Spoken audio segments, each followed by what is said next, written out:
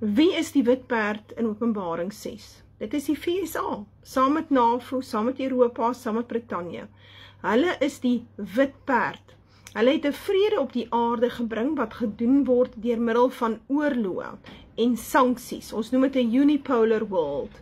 En hierdie VSA met sy groot militêre mag het die hele Midde-Ooste omgekrap en daardie klomp vlugtelinge het hulle in Europa ingestoot, want hulle onthou die VSA werk saam met die Jode, en die Jode wil graag hê dat die Midde-Ooste totaal verander kan word, sodat hulle dit kan opeet en die bronne daarvan kan vat.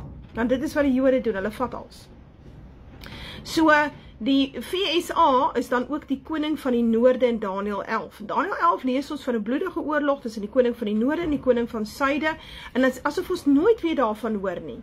Want hoekom nie? Want in Openbaring 6 noem hy hulle die wit perd, naamlik die koning van die noorde, en die rooi perd, naamlik die koning van die suide, the global south, of wat ons noem BRICS. Maar wat jy moet verstaan is die VSA is die groot warmonger, die groot een wat die oorloë maak op die aarde.